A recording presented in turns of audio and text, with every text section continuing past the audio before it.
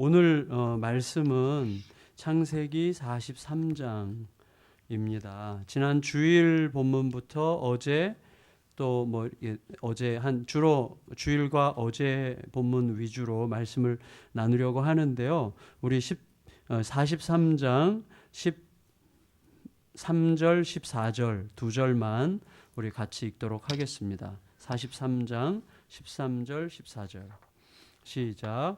내 아우도 데리고 떠나 다시 그 사람에게로 가라. 전능하신 하나님께서 그 사람 앞에서 너희에게 은혜를 베푸사 그 사람으로 너희 다른 형제와 베냐민을 돌려보내게 하시기를 원하노라. 내가 자식을 잃게 되면 이르리로다. 아멘. 아멘 해도 되는 말씀 같아요. 이 말씀이 굉장히 큰 전환점이 되는 말씀이죠.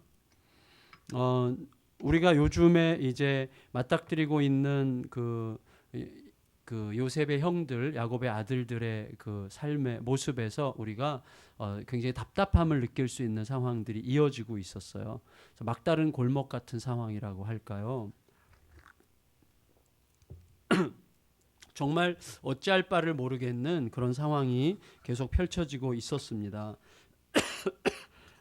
그리고 그런 상황 속에서 어떻게 실마리가 풀려질 수 있을까 이런 고민을 하게 됐어요. 그래서 오늘 우리는 이 말씀을 살펴볼 때 첫 번째 어떤 고통들이 그들에게 있었고 그리고 이 고통에서 도대체 풀릴 가능성이 있는가라고 질문하게 만드는 이런 고통을 먼저 생각해 보고 이런 고통 속에서 우리가 이렇게 이 고통을 직면했을 때 우리가 어떤 태도를 취할 가능성이 있는지에 대해서 생각해 보고 실제로 성경은 어떤 방식으로 이 고통에 엉킨 실뭉침처럼 이렇게 답답하게 쪼여 있는 이런 문제를 성경은 지금 어떤 방식으로 풀어가려고 하고 있는지, 그래서 우리들의 삶에 어떤 메시지를 주고 있는지 이런 순서로 좀 말씀을 살펴보려고 합니다.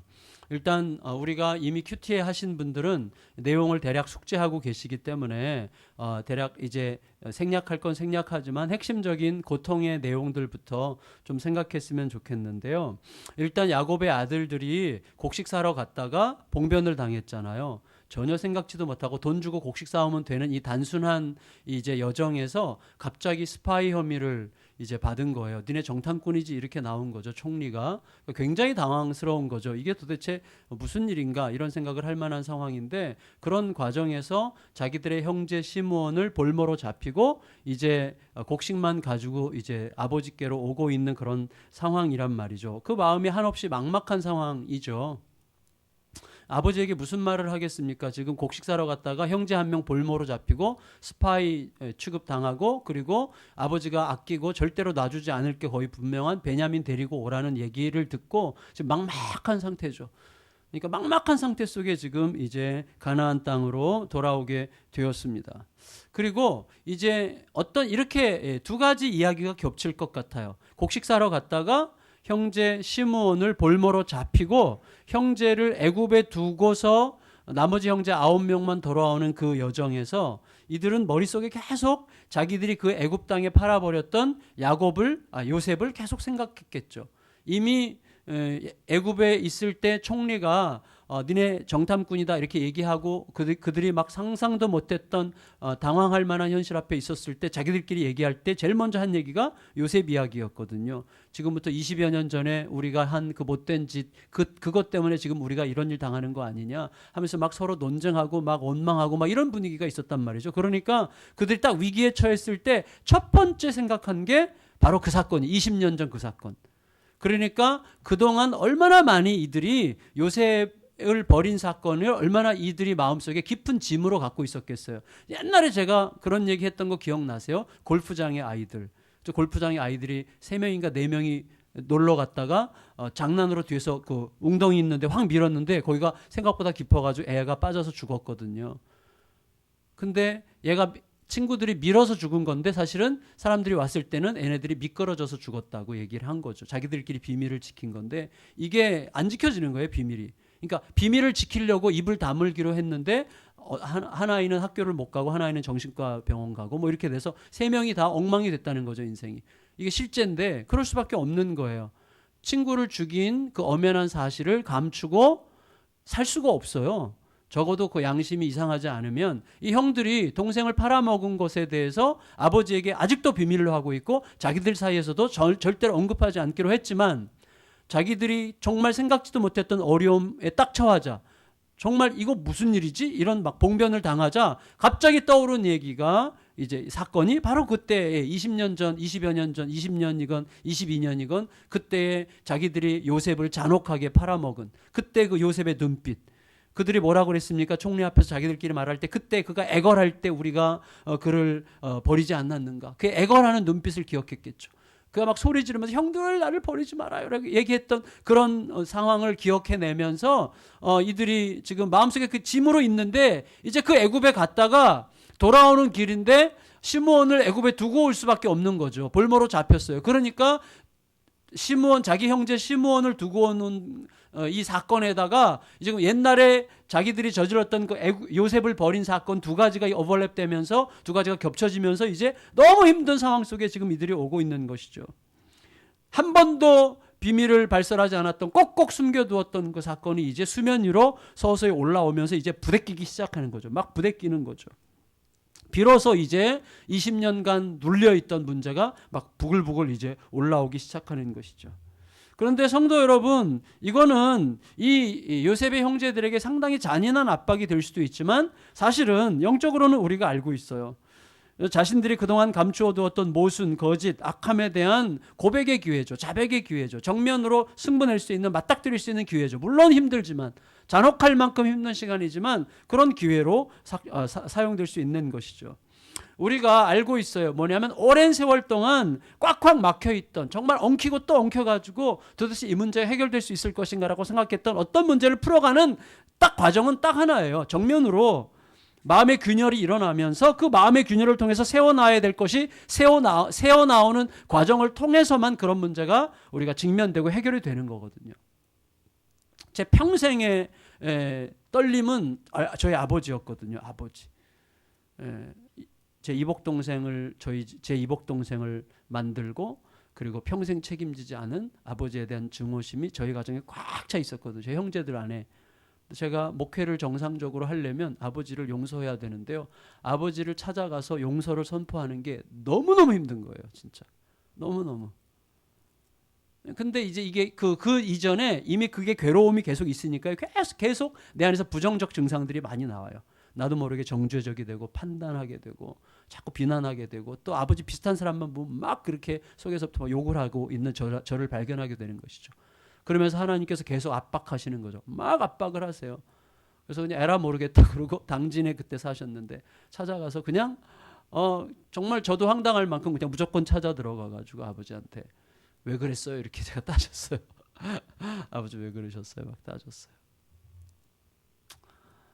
그 오랜 세월, 수십 년의 세월. 근데 아버님이 진짜 너무나 감사하게도 미안해, 내가 미쳤었어 이렇게 얘기하셨어요.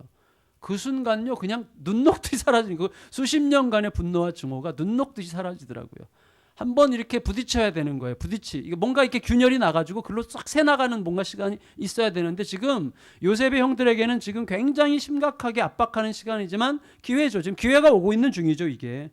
또 다른 고통이 뭐가 있습니까? 곡식을 사가지고 아버지한테로 돌아가는 길에 여관에서 충격적인 사실을 발견했어요. 갑자기 이제 여관에서 짐승, 가축, 염을 먹이려고 이제 곡식 자루를 펼쳤는데 거기에 자기들이 곡식 사러 가져고 갔던 돈이 들어있는 거예요. 얼마나 충격적입니까? 뭐예요? 자기네들은 지불도 안 하고 곡식을 가져온 셈이 된 거죠. 그러니까 이게 누가 어떻게 했든지 간에 일단 이들은 애굽에서 이제 뭐예요? 절도범이 된 거죠. 절도범. 지불도 안 하고 곡식을 가져간 절도범으로 꼼짝없이 이제 누명을 쓰게 생긴 거죠. 스파이 누명을 이제 벗지도 못한 상황에서 절도범 혐의까지 지금 더 씌워졌기 때문에 너무너무 당황한 거예요. 그래서 이 일이 도대체 이게 무슨 일이냐. 우리가 하지도 않은 짓 갑자기 스파이 누명을 뒤집어 쓰고 지금 이렇게 지금 곤란한 상황 속에 있는데 여기에 절도범 혐의까지 이렇게 가해진다. 이거는 도대체 누가 뭔가 하고 있는 거야 이거. 괜히 생기는 게 아니야 라고 생각하면서 그들이 생각한 게 뭐냐면 여러분 42장 27절 28절에 이렇게 얘기했어요. 갑자기 하나님을 생각했어요. 42장 27절 28절 읽겠습니다. 시작. 한 사람이 여관에서 나귀에게 먹이를 주려고 자루를 풀고 본즉 그 돈이 자루 아귀에 있는지라 그가 그 형제에게 말하되 내 돈을 도로 넣었도다. 보라 자루 속에 있도다. 이에 그들이 혼이 나서 떨며 서로 돌아보며 말하되 하나님이 어찌하여 이런 일을 우리에게 행하셨는가. 자, 이제 단계적으로 점점 가고 있어요. 처음에는 이제 압박감에 의해서 이제 요셉의 문제가 떠올랐어요. 요셉의 문제를 수면 위로 떠올리게 됐어요. 생각할 수밖에 없어요. 지금 이 상황은 뭐지? 우리가 요셉에게 잘못한 것에 대해서 뭔가 지금 거기에 대한 마땅한 이제 뭐가 오는 것 같아. 이렇게 생각하다가 갑자기 거기에 절도범 혐의가 딱 가해지니까 이들이 하는 말이 하나님이 어찌 우리에게 이런 일을 행하시는가. 하나님이 거기 개입하시고 계시다는 인식을 자각하기 시작했어요. 그 다음에 이들의 또 하나의 고통이 뭐예요? 애굽에 이제 시몬을 볼모 잡힌 채 집에 도착했어요. 집에 도착해서 아버지한테 상황을 자세하게 설명을 하는데 이 아버지는 이게 말이 안 되는 거죠. 베냐민을 어떻게 데려가? 우리로 치면 어떻게 말했겠어요? 내 눈에 흙이 들어가. 흙이죠? 내 눈에 흙이 들어가기 전에는 너네 절대 안 돼. 베냐민. 이렇게 얘기한 거죠. 야곱이 뭐라고 얘기했어요? 요셉도 잃었고 시므온도 없어졌는데 베냐민까지 이렇게 만들 셈이냐? 이런 식으로 막 자식들을 원망하면서 절규하면서 베냐민은 절대 안 돼. 너희가 시므온도 없어지게 했고 요셉도 이미 없어져 버렸는데 베냐민도 내가 잃으면 내가 못 산다. 나는 못 살아. 나는 죽을 거야. 나 죽이려면 나 죽이고 데려가. 뭐 이런 식으로 지금 얘기하는 거예요.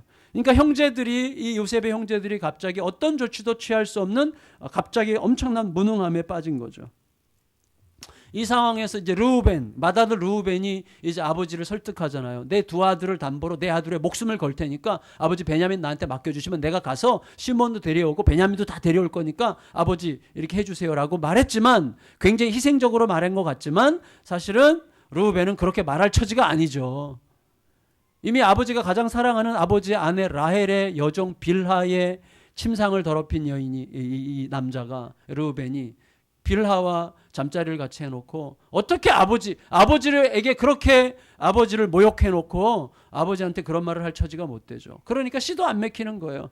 야곱이 절대 안 돼. 못 데려가 이렇게 얘기하게 되는 것이죠.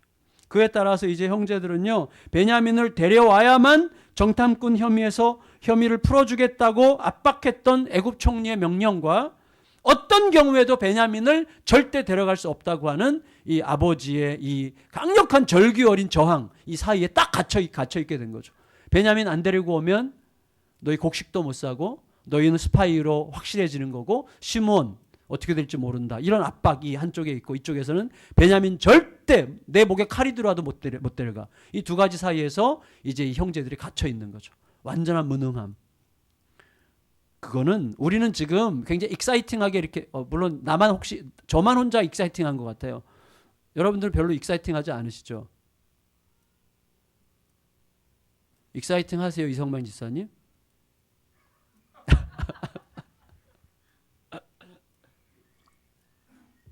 이게 지금 자 요셉의 형들이 완전히 그 가운데 갇혀 있잖아요. 그러니까 어디로 갈 데가 없는 이 상황. 이 상황이 우리 알잖아요. 이 상황이 지금 하나님께서 이들에게 섭리하시는 과정임을 알잖아요. 우리는 모르세요? 알죠? 아무것도 못하는 상황. 지금 아무것도 못하는 상황 아니에요. 요셉과 야곱 사이에 끼어가지고 총리는 베냐민 데려오지 않으면 너네 끝이야. 아버지는 절대 못 데려가. 이 사이에서 아무것도 할 수 없는 이 상황. 르우벤의 설득도 씨가 안 막히는 이 상황. 아무것도 안 되는 이 상황이죠.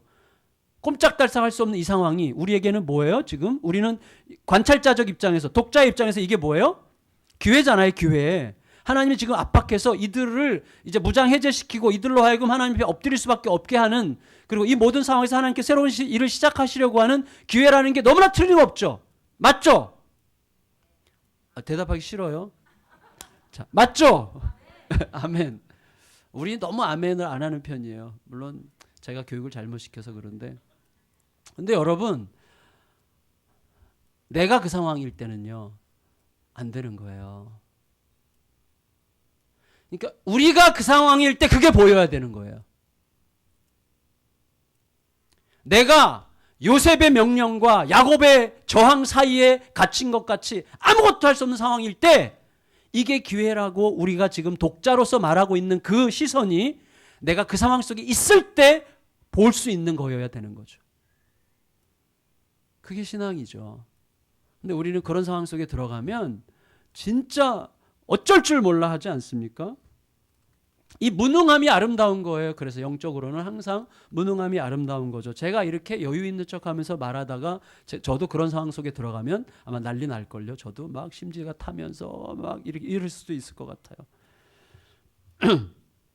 이제 이들은 절도범 혐의에다가 스파이 혐의에다가 시므온은 잡혀있는 데다가 요셉은 베냐민 데려오라 그러고 아버지는 죽어도 못 보낸다 그러고 이런 상황 속에서 뭘 어떻게 할 수 없는 그야말로 사면초가 완전한 무능력한 상황 속에 있어서 머리가 터질 것 같은 거죠. 왜? 시간은 가고 곡식은 떨어져 가고 시므온은 볼모 잡혀있고 그리고 이제 더 이상 어떻게 할 수가 없는 거죠. 곡식 떨어지면 가긴 가. 거기 외에는 곡식이 없는 시대예요. 거기 외에는 구원의 길이 없어요. 거기 외에는 가는 수밖에 없어요.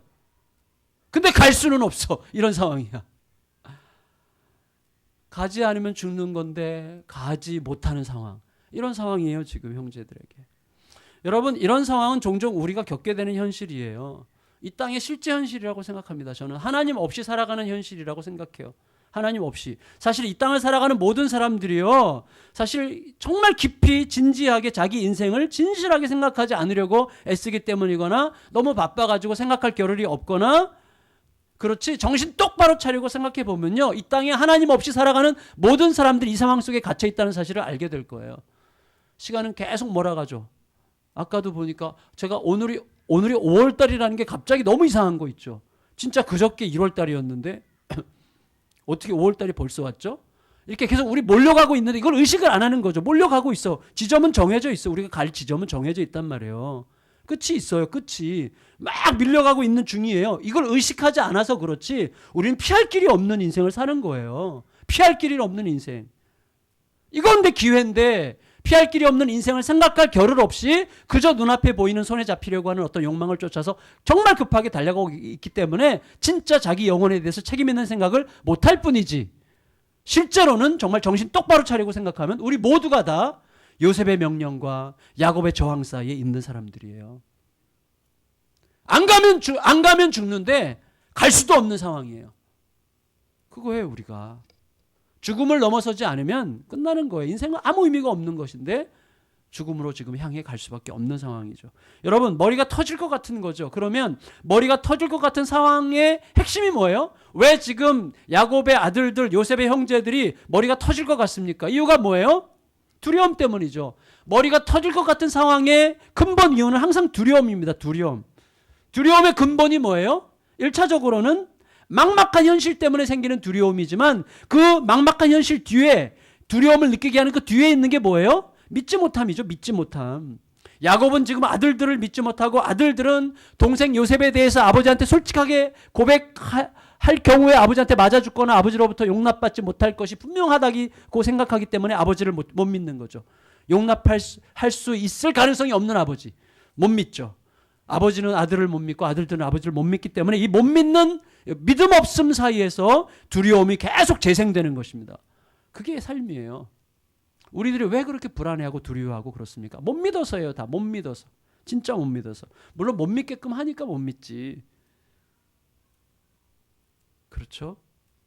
그런데 하나님은 못 믿으면 사랑하면 되는 거거든요. 못 믿으면 사랑하면 돼요. 우리가 얼마나 못 믿을 자들입니까? 하나님 앞에서. 하나님은 우리를 사랑하시잖아요. 그래서 우리를 살리시고 아버지의 기쁨을 창조하시잖아요. 자, 우리가 이제 제가 약간 벗어났는데 여러분, 그리고 야곱과 아들들이 믿지 못하게 되는 근본 이유는 뭐냐면 근본 이유가 서로를 믿지 못하는 근본 이유가 뭐예요? 궁극적으로 모든 상황을 주관하시는 분이 누구냐 하는 것을 믿지 못하고 있기 때문이에요. 우리가 서로 믿지 못하는 두려운 이유는 믿지 못하기 때문이고 믿지 못하는 이유는 근본적으로 하나님을 신뢰하지 않기 때문입니다. 하나님을 신뢰하지 않아요. 하나님이 모든 것을 주관하신다는 사실을 정말 내가 진심으로 믿는다면 다른 반응을 하게 될 것이에요. 요셉은 노예로 팔려가는 이 극단적인 고통의 과정을 통해서 바로 이 부분을 넘어선 거죠. 이 부분을 넘어섰다기보다는 이 부분을 일정 부분 통과했어요.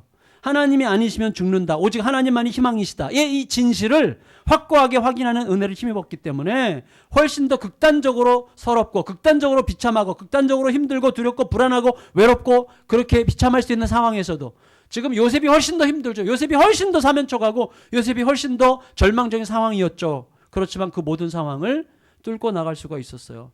요셉에게는 하나님이 모든 것의 주인이시고 주관자라고 하는 하나님의 주권에 대한 분명한 깨우침이 있었기 때문에 훨씬 더 극단적으로 힘든 상황에서도 이겨낼 수 있었지만 훨씬 덜 극단적인 상황에서도 정직하면 되는 상황에서도 하나님에 대한 궁극적 신뢰가 없으니까 여전히 두려움에 떨면서 실타래 차림 얽힌 현실 속으로 자꾸 빨려 들어가고 있는 형제들의 모습을 우리가 발견하게 되는 것이죠.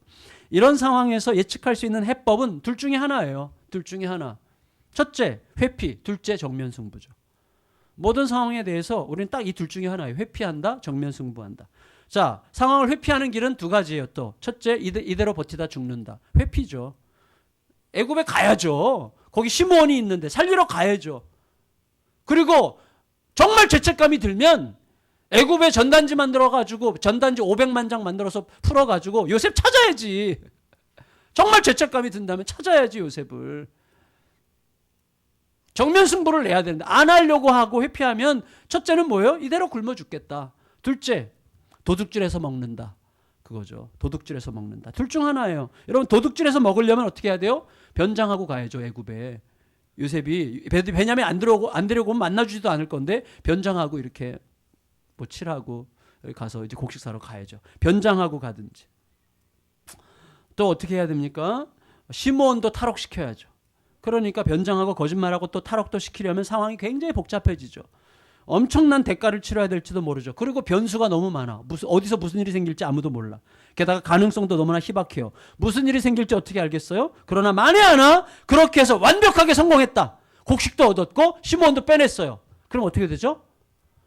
요셉과의 화해는 영원히 물 건너가는 거예요. 그거예요. 여러분, 사람이 회피하면 해결은 안 되는 거예요. 회피는 절대 해결이 아닙니다. 여러분 대가도 많이 치러야 되고 희생도 많이 치러야 되고 그러나 결과는 너무나 미미할 가능성이 너무나 많은 소모적이고 복잡한 길, 이게 회피의 길인데 놀라운 것은요, 정말로 놀랍게도 세상은 대체로 그 길을 가요. 세상은 비껴가요. 속고 속이고 변장하고 가면 쓰고 몰래 뒤에서 다른 작전 쓰고 그러다 망하고. 그리스도인들이 그런 것들로부터 완전히 차별돼야 됩니다. 그리스도인들은 하나님이 계시기 때문에 두려움 없이 정면 승부하시고 직면하고 뚫고 가면 돼요. 그래, 내가 문제야. 그래, 내가 등신이야. 내가 잘못했어. 내 잘못이야 그거. 이게 사실은 이 이야기, 요셉의 이야기를 이렇게 감싸고 있는 굉장히 중요한 이 흐름 중에 하나거든요. 맞아, 내가 틀렸어 이거. 좀 이따 나오는데. 여러분, 또 다른 방법은 정면 승부인데요. 정면 승부. 정면 승부를 위해서는 딱 하나가 필요해요. 뭐가 필요하죠? 뭔가가 죽어야 돼요. 저는 갈수록 죽음이 위대하다는 것을 정말 많이 깨닫게 돼요. 제가 예수님으로부터 배울 수 있는 가장 위대한 선물은 죽는 거예요. 죽는 거. 예수님이 이미 답을 주셨어요. 죽으면 산다. 답을 주셨어요. 뭔가가 내 안에서 죽어야만 돼요. 그게 정면 승부를 하는 길이에요. 자존심이 죽든 숨기고 싶은 자아가 죽든 비밀이 죽든 두려움이 죽든 뭔가가 죽어야 이제 되는 거예요. 그러나 그게 그렇게 쉬운 일이 아니죠. 여러분, 르우벤은 솔직히 죽고자 했어요. 아까. 심지어 자기 두 아들을 희생시키더라도 자신이 모든 걸 책임지겠다는 식으로 자기가 죽는 길을 선택하는 것처럼 보였어요. 그렇지만 너무나 충동적이었고 분위기에도 안 맞았고 맥락에도 안 맞았어요. 동시에 이미 말씀드린 것처럼 르우벤은 아버지에게 그런 제안을 할 처지가 못 됐어요.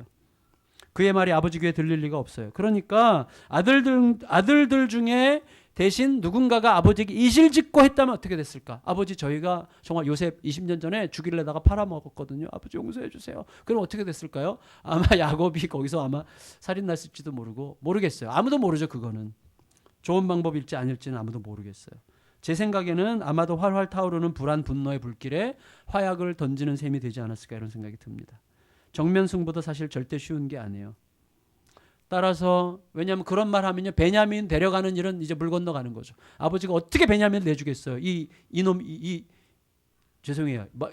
야곱의 속에 있는 말을 표현한 이놈의 새끼들에게 내가 베냐민을 어떻게 맡겨? 야곱을 죽이려고 했던 놈, 요셉을 죽이려고 했던 놈들이, 요셉을 팔아버리려고 했던 놈들에게 베냐민을 어떻게 맡겨요? 못 맡기지. 절대로 그것도 말할 수가 없는 상황이에요, 지금은. 여러분, 가장 중요한 게 뭐냐면 회피하지 않고 내가 죽는 길을 가려고 할 때 가장 중요한 것은 하나밖에 없어요. 하나님의 때를 묻는 거예요. 하나님의 때. 너무 성급하게 우리는 내 욕심의 때를 하나님께 주입하려고 굉장히 노력하는데 하나님의 때를 계속 물어야 됩니다. 하나님 지금 뭐 해야 될 때입니까? 하나님의 때는 언제입니까? 이걸 계속 묻는 일이 굉장히 중요하죠. 동시에 아무나 말할 수 없어요. 르우벤이 아무리 말해야 소용없어요. 말할 수 있는 사람이 말해야 되는 거죠. 말할 수 있는 사람. 저는 우리 그리스도인들이 누구냐? 누군가에게 말할 수 있는 사람이 되는 과정인 것 같아요. 그리스도인은 누군가에게 말할 수 있는 사람. 예를 들어서 르우벤이 말할 때 야곱이 콧방귀도 안 끼잖아요. 왜? 너는 말할 자격 없어. 근데 유다가 말할 때 들었거든요. 좀 이따 말씀드리겠지만 유다는 말할 때 야곱이 딱 들었어요. 그래, 그렇게 하자. 말할 수 있는 사람이 돼야 되는 거죠. 그리스도인들이 오늘날은 말할 수 없는 사람이 되죠. 우리가 막 말을 해야 그렇죠. 지난 주일날 제가 잠시 말씀드린 것처럼 제 머릿속에 요즘에 꽂혀 있는 게 뭐냐면 그리스도인의 자유라는 책을 제가 아주 얇은 책을 읽었는데 그게 계속 마음에 맴돌아요. 고린도전서 4장 3절 4절 가지고 설교한 책인데 사람은 그리스도인은 누군가? 사도 바울 선생님이 이렇게 얘기했어요. 나는 너희에게나 다른 사람에게 판단받는 것이 중요하지 않다. 그리고 나도 나를 판단하지 않는다. 이렇게 얘기했어요. 사람들이 나를 어떻게 생각하느냐. 이 시선이 머물러 있는 사람은 아직 그리스도인으로 충분히 익지 않은 거예요. 사람들이 어떻게 생각하지? 이 사람은 아직 그리스도와 함께 연합하기가 되게 힘든 상황이에요. 그리스도 연합해 가면 갈수록 사람들이 나를 어떻게 보느냐, 사람들의 시선이 나를 어떤 방식으로 바라보고 나를 어떤 사람으로 보고 있느냐 하는 것은 거의 중요하지 않게 된다는 거죠. 그 다음이 뭐예요? 나도 나를 어떻게 생각하느냐를 그렇게 중요하게 생각하지 않아요. 나도 나를 판단하지 아니하노니 그랬어요. 나를 판단하실 일은 오직 예수님이시라 그랬어요. 오직 주님이시라 이렇게 얘기했어요. 근데 이게 어떤 의미인가 하면 이런 의미로 생각하면 딱 맞는 거죠. 은메달리스트가 은메달 딴 사람이 금메달 딴 사람을 즐거워할 수 있는 상태. 이해가 가세요? 아무도 이해가 안 가시는 것 같은데. 제가 옆에 정말 훌륭한 목사님이 우리 교회 바로 옆에다가 우리 교회보다 2배로 큰 교회를 졌고요. 막 부흥하고 사람들이 막 그리로 가요. 하나님이 역사하시는구나. 주님을 찬양합니다. 가증스럽게가 아니라 진심으로 그럴 수 있다면 그 길로 가야 되는 거죠. 우리들이 그 길로. 우리는 똑같이 지금 이 땅의 논리와 똑같이 경쟁의 논리 속에 있거든요. 우리도.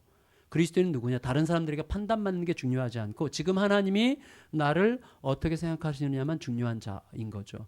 제가 이런 걸 제 자신에게 느끼는데 저도 자주 이런 버릇이 있고요. 사람들도 다 이런 버릇이 있더라고요. 뭐냐면 서로 얘기를 해요. 예를 들어서 제가 우리 이렇게 신우가 저한테 목사님 제가 어디 식당 갔는데 진짜 엄청 맛있더라고요. 그 식당. 깜짝 놀랐어요. 그러면 제가 신우야 정말 축하해. 정말 좋은 경험했구나. 맛있게 먹었어? 야, 진짜 잘 됐다. 이렇게 얘기하면 되잖아요. 그래? 난 거기 3번 가봤는데. 우리 이제 그렇게 얘기한단 말이죠. 그러니까 내가 경험한 거 얘기해요. 나는 이거 얘기하고 싶어요. 굉장히 조금만 옆 사람이 자기 집 애에 대해서 막 이렇게 얘기하고 자랑하는 것 같으면 좋으시겠어요. 진짜 잘 됐네요. 그런데 우리는 그러기보다도 우리 애는요 이렇게 이제 얘기 나가잖아요. 관심이 항상 자기에게 집중돼 있어요. 자기. 그럼 나는 항상 무슨 상황만 돼도요 별로 그럼 나는 뭐야? 여기에 항상 관심이 있어요. 그리스도인 누구예요? 남에게 판단받는 게 중요하지 않고 내가 나를 판단하지 않고 오직 주님의 판단 앞에 살아가는 자들이죠. 그래서 팀 켈러 목사님이라는 분이 쓴 책인데 그분이 이렇게 얘기했어요. 자기를 잊고 사는 자리로 점점 나아가는 자가 이제 그리스도인이죠. 오직 그리스도의 뜻이 나를 움직이는 힘이 되므로 나를 점점 잊어가는 상태가 되어 간다는 식으로 얘기를 했어요. 그게 그리스도인의 자유라는 거죠. 근데 어쨌거나 그런 사람이면요, 제가 알게 돼요. 그런 사람에게는요, 사실 듣게 돼요. 왜 그런 줄 아세요? 그 사람은 진짜 사심 없이 나를 들어줄 수 있는 사람이라는 신뢰 속으로 와요. 저희 속에. 우리가 어떤 사람들 보면요, 마음속에 지금 생각해 보세요. 누군가 말할 때 그의 말이 내 귀에 들리는 사람을 생각해 보세요. 어떤 의도를 가지고 나를 조종하려고 하는 게 우리는 사람들이 다 보이잖아요. 그 사람 말 안 들어옵니다. 그 사람이 정말로 옳은 무엇을 위해서 정말 사심 없이 말하는 사람이라는 거 우리 금방 다 알아요, 서로. 그런 사람에게 귀를 기울이게 되어 있는 거죠. 그런 사람에게. 제가 좀 곁길로 나갔는데 핵심은 사람이에요. 어떤 내용으로 제안하느냐보다도 제안하는 사람이 누구냐가 핵심인데, 자 보세요. 두 아들을 담보로 베냐민을 데려가서 시몬까지 다시 데려오겠다고 말한 르우벤의 제안은 매우 희생적인 제안이었지만 르우벤은 이미 아버지를 경외하지 않는 자라는 사실이 명백했기 때문에 콧방귀도 안 끼는 거예요, 야곱이. 따라서 르우벤의 제안은 단지 보상 지불의 행위랄까요? 자기 과시적 행위로, 충동적인 행위로 비춰졌을 뿐이에요. 그러나 유다의 제안은 달라요. 유다의 제안. 지난 월요일 본문이죠.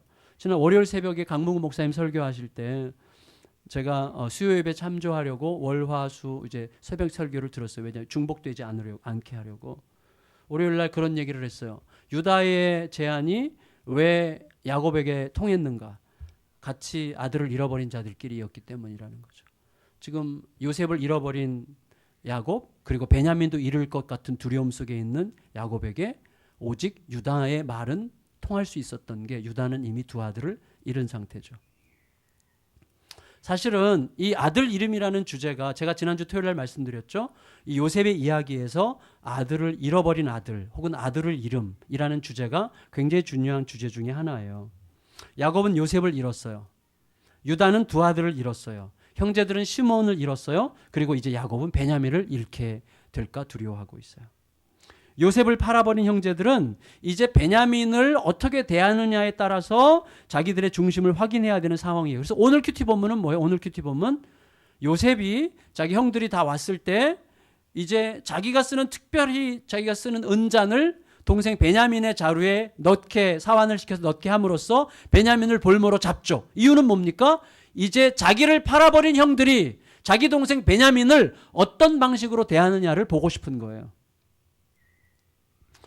동생 요셉을 애굽에 팔아버렸던 형들이 동생 베냐민을 어떻게 상대하느냐를 보므로 그들의 마음속에 새로운 이제 기회가 생기기를 바라는 거죠. 결국 잃어버린 아들, 잃어버린 동생, 잃어버린 자에 대한 형들의 마음을 일깨우려고 지금 하고 있는 중이라고 생각이 됩니다.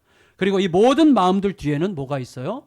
아들을 기꺼이 잃어버리신 하나님의 마음이 이제 작동하고 있다고 생각이 됩니다. 성경은요, 이렇게 생각이 돼요. 자, 우리는요, 무언가를 잃어버린 자들이에요. 잃어버린 자들. 그리고 우리가 무엇인가를 잃어버릴 것 같은 허무함, 외로움, 불안함, 두려움에 맞닥뜨릴 때마다 먼저 스스로 독생자 아들을 잃으심으로 모든 것을 잃어버린 자로서 우리를 살리시고 구원하시기로 작정하신 하나님 앞으로 우리를 가도록 안내하는 거룩한 안내자가 성경이죠. 그래서 우리가 곤고함 속에, 두려움 속에, 불안함 속에 있을 때 아들을 잃어버리신 하나님을 묵상할 때마다 새로운 힘이 생기고 용기가 생기는 거죠. 아들을 기꺼이 스스로 잃어버리신 하나님을 생각할 때마다 나의 모든 것을 잃을 것 같은 현실 앞에서도 새로운 담대함과 용기와 자유가 생기게 되는 것이죠. 성경은 우리를 그 하나님 앞으로 끌고 가는 너무나 거룩한 안내서라고 할 수가 있겠습니다. 여러분, 이 땅을 살아가는 모든 사람들은요, 마치 사랑하는 아들을 잃은 자와 같은 처지에서 살아간다고 생각이 됩니다. 내 존재의 전부와 같은 것들을 잃어버린 자로 우리는 다 살고 있어요. 태어나면서부터 우리들은 본향을 잃어버린 자로 태어났어요. 흠없는 태초의 본질을 잃어버린 자로 태어났어요. 하나님과의 생명의 관계를 잃어버린 자로 태어났어요. 소위 하나님의 잃어버린 아들로 살아가는 거죠. 그래서 하나님을 잃음으로 모든 것을 잃게 된 삶을 살아가게 되어 있는 게 우리들의 삶이에요. 하나님은 그런 우리를 하나님만 계시다면 나는 뭐든지 잃어도 상관없다. 하나님을 얻으면 다 얻는 것이다라는 태초의 동산, 에덴 동산의 은총으로 우리를 계속 초대하셔요. 그러기 위해서 하나님이 스스로 아들을 잃어버린 자가 되려고 하시는 거죠. 유다는요, 자기 아들, 맏아들, 둘째 아들 둘을 잃었어요. 아들 둘을 잃음으로 아들을 잃은 자가 되었고 이제 아들을 잃어버린 자, 요셉을 잃어버린 자 아버지 야곱의 고통을 알았을 뿐만 아니라 무엇보다도 거기서 더 나아가서 저는 유다의 말에 힘이 실린 굉장히 중요한 이유가 있다면 유다가 잘해서가 아니라 유다의 잘못 때문이라는 거죠. 유다의 잘못 때문에. 어떤 잘못이죠? 다말 에피소드 때문이에요. 다말 사건. 유다는요, 자기 며느리 다말에게 약속한 것을 지키지 않았어요. 왜? 육체의 욕심 때문에. 그 자기 셋째 아들을 다말에게 주겠다고 그랬어요. 씨를 이어가도록 하기 위해서. 그러나 셋째 아들까지 잃을까봐 주지 않았어요. 약속을 안 지켰어요. 자기 육체의 판단 때문에. 그러나 결국 그 다말 사건이 우리에게 보여주는 게 뭡니까? 유다가 자신의 육체의 판단은 틀렸고 하나님의 약속을 붙드는 다말은 옳다는 사실을 깨닫고 고백하고 선언했어요. 그게 다말 사건의 굉장히 중요한 면이죠. 유다는요, 자기의 며느리 다말이 미망인인데 임신을 했기 때문에 외간 남자를 통해 가지고 임신했다는 사실을 알고 불에 태워 죽이라는 명령을 내렸지만 그 외간 남자가 바로 유다 자신이었다는 사실을 알고는 굉장히 충격을 받았죠. 엄청난 깨우침을 얻었어요. 다시 말하면 시아버지가 며느리를 임신시켰다고 하는 매우 자극적인 사건 때문에 생긴 충격을 넘어서서 그것보다는 유다의 맏아들 엘의 자손을 낳아서 그 하나님이 주시는 기업을 이어가겠다고 하는 약속에 대한 이 다말의 의지 앞에서 유다는 엄청난 충격을 받은 것 같아요. 그래서 그 증거로 다말에게 한 말이 뭐죠? 너가 옳도다죠. 너가 나보다 옳도다. 나는 틀렸고 너가 맞다. 이거 간증한 거예요. 이게 굉장히 큰 영적 전환점이라고 생각이 됩니다. 나는 틀렸고 너가 맞았다. 내가 나쁜 놈이고 너는 합당한 것을 선택했어. 하나님을 신뢰하지 않고 본능적 두려움과 불안을 쫓은 나는 틀렸고 오직 하나님의 약속을, 기업을 얻게 하시려는 하나님의 약속을 끝까지 붙든 너 다말, 너가 옳다. 이런 깨달음이었어요. 유다는요, 맏아들의 자손을 낳아서 대를 이어가려는 며느리 다말 앞에서는 어떤 경외감 같은 걸 느꼈지 않았을까 생각이 돼요. 그리고 아내를 잃은 직후에 남성적 본능을 따라서 창녀로 분장한 며느리를 임신시킨 자신에 대해서는 깊은 혐오감을 느꼈겠죠. 약속을 철석같이 붙든 며느리와 약속을 헌신짝처럼 버린 자신 사이에서 깊은 깨달음을 얻었을 것입니다. 따라서 오늘 본문에서 지난 월요일 본문에서 유다가 아버지 앞에 결단하고 또 아버지 앞에서 아버지를 설득하는데 거기에 이게 막대한 힘이 실리는 굉장히 중요한 이유는 뭐냐면 이게 있어요. 두 사람이 똑같은 말을 해도요, 그 사람이 정말로 하나님의 주권 앞에서 자신의 틀렸음을 인정하고 오직 하나님의 오르심을 깊이 신뢰하는 사람의 말과 그렇지 않은 사람의 말은 같은 말이어도 다르게 들린다는 것을 우리가 알아요. 우리가 다르게 들립니다. 정말로 하나님의 주권을 확실하게 인정하고 말하는 사람의 말은 같은 말도 다르게 들리는 거죠. 여러분, 하나님 앞에 제대로 서게 될 때, 하나님의 은혜가 임하게 될 때 우리가 경험하게 되는 변화는 뭐냐면 내가 옳다 해서 너가 옳다로의 전환이에요. 그런 의미에서 다른 아들들은요, 아버지에게 뭐라고 얘기했어요? 아버지, 그 요셉 총리, 애굽 총리가 우리가 동생 얘기할 때 동생 데려오라고 그렇게 얘기할 줄 알았으면 우리가 동생 얘기했겠어요? 우리도 어쩔 수 없잖아요. 아버지 뭐 그렇게 따지세요. 이런 식으로 아들들은 말하는 반면에 유다는 뭐라고 얘기했어요? 제가 틀렸습니다. 제가 책임져야만 합니다. 제가 책임지겠습니다. 제가 베냐민 데려갔다가 못 데려오면 저는 영원토록 죄인으로 남을 것입니다. 이렇게 얘기함으로써 지금 사실은 요셉을 애굽으로 팔아버릴 때 가장 주도적으로 동생들을 설득했던 사람이 유다였잖아요. 그래서 실제로 그건 동생을 살리기 위한 길이었지만 사실은 실제로 문자적으로 동생을 팔아버린 사람은 유다 자신이었기 때문에 유다는 거기에 대해서 자유롭지 못했을 거예요. 그리고 애굽을 드나들면서 시몬을 빼앗겼을 때 그리고 지금 이런 상황 속에서 가장 마음에 부담을 느끼고 아버지 제가 책임지겠습니다라고 말했는데 그 말에서 야곱에게 그 무게가 실렸어요. 그래서 야곱이 바뀌죠. 마음을 바꾸고 아들을 잃게 되면 잃으리라 이런 내용을 이야기하게 되는 것이죠. 여러분, 요셉의 이야기에서 잃어버린 아들이 매우 중요한 주제 중에 하나라면 그것과 관련되어 있는 또 다른 하나의 중요한 주제는 아들을 잃어야만 산다는 것입니다. 아들을 잃어야만 산다. 요셉을 잃어버렸기 때문에 이스라엘이 애굽에서 거대한 구원의 역사를 시작하게 될 수 있었고 이제는 베냐민을 잃어야만 모두가 살게 되는 상황에 이르게 된 것이죠. 그 잃어버린 아들을 잃게 됨으로 모두가 사는 길은 우리에게 어떤 그림을 그냥 보여주죠. 예수 그리스도를 우리에게 느끼게 해주고 있습니다. 그래서 아들을 잃었던 자 유다의 제안에 따라서 야곱은 이렇게 고백할 수가 있었어요. 아까 읽었지만 다시 한번 읽겠습니다. 43장 13절 14절 시작. 내 아우도 데리고 떠나 다시 그 사람에게로 가라. 베푸사 그 사람으로 너희 형제와 베냐민을 돌려보내게 하시기를 원하노라. 내가 자식을 잃게 되면 이르리로다. 이게 모든 것의 시작이죠. 잃게 되면 이르리로다. 죽게 되면 죽으리로다. 망하게 되면 망하리로다. 이 배경에 뭐가 있어요? 하나님이 계신 거죠. 하나님께 맡긴 자의 고백이죠. 그때 사람은 굉장히 비상해지죠. 비상하게 담대해지고요. 비상하게 거룩해지죠. 그때 뭔가가 시작되는 거예요. 우리는 잃게 되면이라는 말을 절대 못해요. 끝까지 안 잃고 싶어 하죠. 끝까지 죽고 싶지 않죠. 끝까지 내 체면을 유지하고 싶죠. 구겨지면 어때? 내가 망하면 어때? 내가 망가지면 어때? 내가 죽으면 어때? 잃어버리면 어때? 이런 마음을 가질 수 있는 유일한 이유는 하나님의 주권에 대한 신뢰예요. 하나님에 대한 신뢰로부터 시작되는 것이죠. 그게 안 되면 우리는 두려움의 방식으로 살게 되는 거고. 둘 중에 하나죠. 아까 시작할 때 우리가 살펴봤던 요셉의 형들의 두려움과 똑같은 것이죠.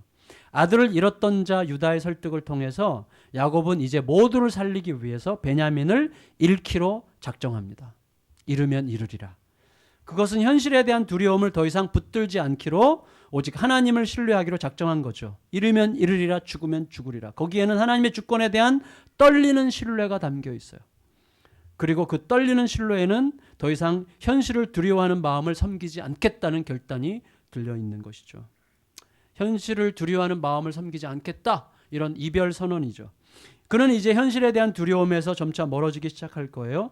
모든 상황에 대한 하나님의 주권을 신뢰하는 유다의 마음은 하나님의 주권에 대한 야곱의 신뢰로 이제 이어졌고, 이제 그 하나님의 주권에 대한 신뢰는 요셉의 청지기의 입을 통해서 일목요연하게 선포되고 있는데, 오늘 본문 43장 23절 읽고 마칠게요.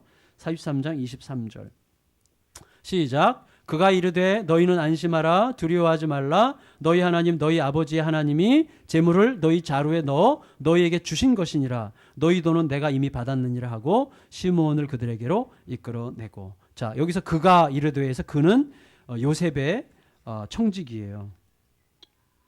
여러분, 이거 되게 재밌어요. 이거 요셉의 청지기가 할 말이 아니에요. 요셉의 청지기가 요셉의 형들한테 야, 안심해. 니네 하나님이 니네한테 그 돈 다 주신 거니까 걱정하지 마. 이런 식으로 얘기를 했단 말이죠. 그러니까 이 말은 사실은 이 청지기의 말이 아니라 요셉이 청지기의 입에 넣어준 말이겠죠. 따라서 결국 하나님의 주권에 대한 이 고백이 45장에 가서 절정을 우리에게 보여줘. 절정. 유명한 말이죠. 그 절정. 어떤 말이었어요? 요셉이 형들한테 하는 말이죠. 당신들이 나를 애굽에 팔아먹은 건 분명한 사실입니다. 그러나 그것 때문에 근심하지는 마세요. 실제로 나를 애굽에 팔아넘긴 분은 형님들이 아니라 하나님이십니다. 하나님이 나를 구원의 통로로 이곳에 미리 보내신 겁니다. 이렇게 얘기하죠. 이게 이제 이 클라이막스죠. 인생은 하나님의 주권, 하나님이 전부시다. 하나님이 하신다. 하나님의 뜻이 반드시 있을 것이다. 그리고 하나님의 뜻은 항상 옳다. 그분은 반드시 그의 뜻을 이룰 것이고 내가 그분의 뜻에 벗어나지 않기만 하면 되는 거야 라는 깨달음이 입술의 고백이 아니라 내 머리부터 발끝까지 관통하는 그의 능력의 임재가 될 때에 새로운 출발이 항상 시작되는 것입니다. 그 은혜가 기도할 때마다 올 수 있어요. 기도할 때마다. 오늘 기도하는 시간에도 그 능하신 임재가, 그 주권에 대한 온전한 신뢰의 임재가 우리 가운데 넘치게 되기를 예수님의 이름으로 축원합니다. 여러분, 그에 따라 하나님의 주권적 관점에서 모든 상황을 해석할 수 있는 힘 때문에 우리는 바른 길을 걷기 시작하게 되는 것입니다. 우리는요, 아들을 잃은 자 같은 고통, 혼란, 허무함을 늘 느끼면서 이 땅을 살아가게 되어 있습니다. 뭔가 잃어버릴 것 같은, 잃어버릴 것 같은 두려움에 의한 어떤 방황과 두려움이 우리들에게 늘 있습니다. 그러나 만왕의 왕 하나님께서 자기의 아들을 잃으심으로 우리를 위하시고 우리를 살리신다 하는 것을 우리 마음속에 깊이 헤아려 알수록 우리들이 모든 것들을 능히 감당할 힘이 생기게 될 것입니다. 하나님께서 그 아들 잃으심으로 우리를 위로하고 살리십니다. 동시에 아들을 잃음으로 생명을 얻게 하신 하나님은 우리에게도 내 맏아들과 같은 무엇, 내 맏아들을 잃는 것 같은 무엇, 그게 뭐죠? 결코 포기하고 싶지 않은 욕망, 자아를 잃는 것, 내 자존심을 잃는 것, 이 모든 것들을 기꺼이 감당하게 하심으로 생명을 얻고 하나님을 얻으라고 명령하고 계십니다. 그것이 우리들의 삶이 되기를 예수님의 이름으로 축복합니다. 우리 같이 찬양 부르고 함께 말씀 붙들고 기도하겠습니다.